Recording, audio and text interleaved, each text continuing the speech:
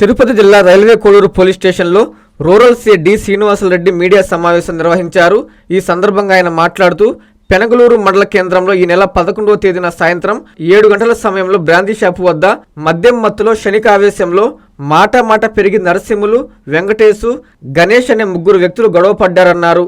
వెంకటేష్, గణేష్లు నరసింహులను తీవ్రంగా గాయపరచడంతో తలకు గాయమై అపస్మారక స్థితిలోకి వెళ్లడంతో రాజంపేట ప్రభుత్వ ఆసుపత్రి, కడప రిమ్స్ హాస్పిటల్కు చికిత్స అనంతరం తిరుపతి స్విమ్స్ లో చికిత్స పొందుతూ నరసింహులు మృతి చెందాడు.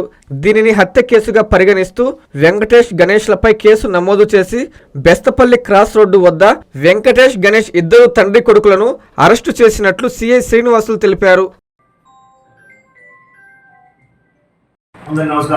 ఈ నెల 11వ తేదీన సాయంత్రం 7-7:30 గంటల సమయంలో పెనగలూరు మండలంలోని హెడ్ క్వార్టర్ దగ్గర గల వైన్ షాప్ దగ్గర సావినే నరసింహులు, గుండూరు వెంకటేష్, గణేష్ వీళ్ళు 3 గొడవ పడడం జరిగింది.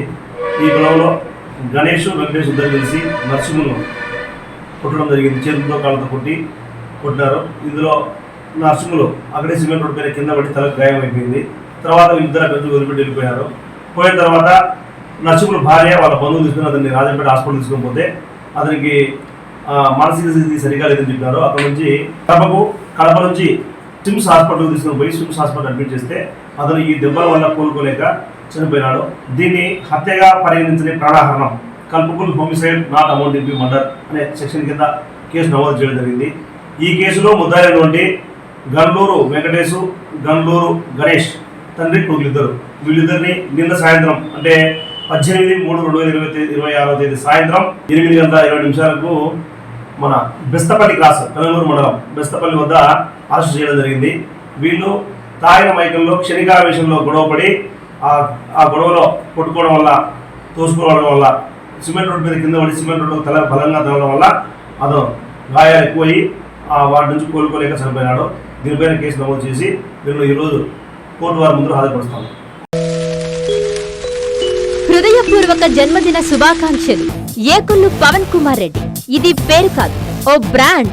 మండల రాజకీయాల్లో ఓ వైబ్. నెల్లూరు ఎంపీ వేమిరెడ్డి ప్రభాకర్ రెడ్డి గారు, కోవూరు ఎమ్మెల్యే శ్రీమతి వేమిరెడ్డి ప్రశాంతి రెడ్డి గారి ఆశీస్సులతో, యువనేత దువ్వూరు కళ్యాణ్ రెడ్డి గారి అండదండలతో కోవూరు నియోజకవర్గం ఇందుకూరుపేట మండలాధ్యక్షులుగా బాధ్యతలు చేపట్టిన సంవత్సర కాలంలోనే అందరివాడిగా మన్ననలు పొంది విపిఆర్ దంపతుల నమ్మకాన్ని బొమ్ము చేయకుండా మండల అభివృద్ధికి నిరంతరం శ్రమిస్తున్న శ్రామికుడు పవన్ రెడ్డి. నిత్యం ప్రజల్లో ఉంటూ పార్టీ క్యాడర్ కు, కార్యకర్తలకు అందుబాటులో ఉంటూ తన ప్రజలకు ఏ సమస్య వచ్చినా నేనున్నానంటూ ముందుకొచ్చే పవన్ రెడ్డికి హృదయపూర్వక జన్మదిన శుభాకాంక్షలు.